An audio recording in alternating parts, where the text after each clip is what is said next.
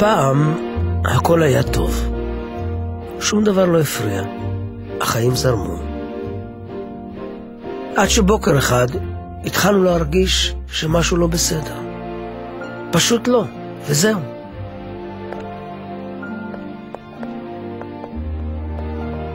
פתאום התעוררו בנו כל מיני שאלות.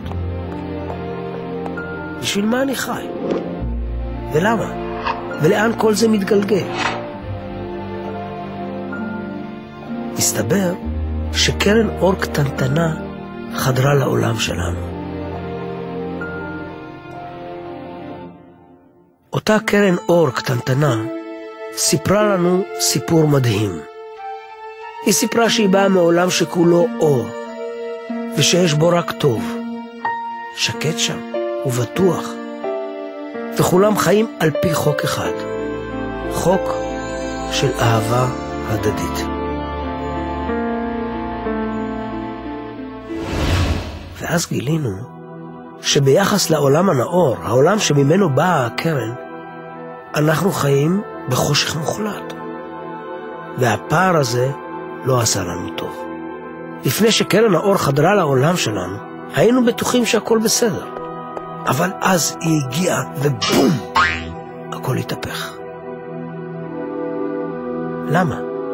מפני שהקרן הראתה לנו שאנחנו בכלל לא חיים על פי חוקי האור, אלא לפי חוקי החושך. החושך החשוך ביותר. והיא סיפרה לנו עוד משהו, שאנחנו בכלל לא חופשיים כמו שחשבנו. להפך, כל אחד כלוא בכלא האגואיסטי שלו, בלי לראות אף אחד,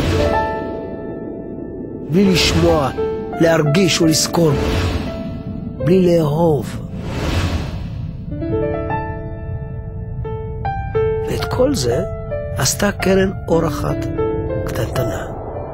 התחלנו להרגיש שרק לנו בלב. אז החלטנו שאנחנו חייבים לפרוץ אל האור. בכל מחיר. כן, לשם, אל האור, אל ממלכת הטוב והאהבה.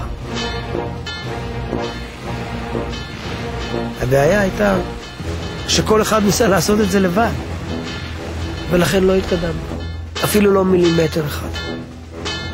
התייאשנו, התחלנו לחשוב שאין מוצא מהכלום. כנראה שפשוט אין מוצא. אגואיסטים נולדנו, ואגואיסטים נשאר. אנחנו תקועים כאן לנצח. ואז, פתאום, הבנתי! צעק אחד החברים. הבנתי למה אנחנו לא מתקדמים. ואז הוא התחיל לחפור, אבל בכיוון ההפוך. מה הוא עושה? הטיפשון חופר בכיוון שלנו? ומה הוא צועק שם? אבל הוא בשלו, חופר וחופר וצועק לנו משהו. עד שבסוף מישהו שמע אותו. חבר'ה, בואו נתאחד, רק ביחד נפרוץ. זה ששמע הבין הכל והתחיל לחפור לכיוון חברו.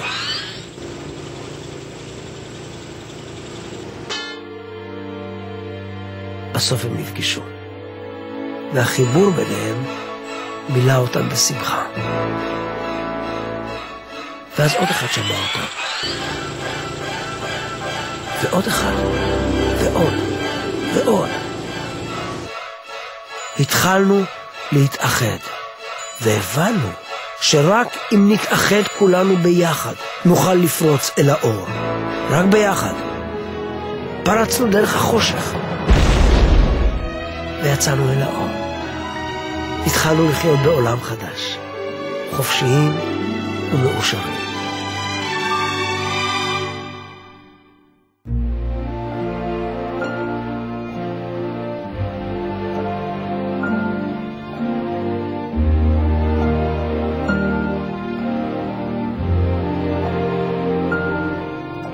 כל מי שחושב שזו אגדה, פשוט טועה, ובגדול.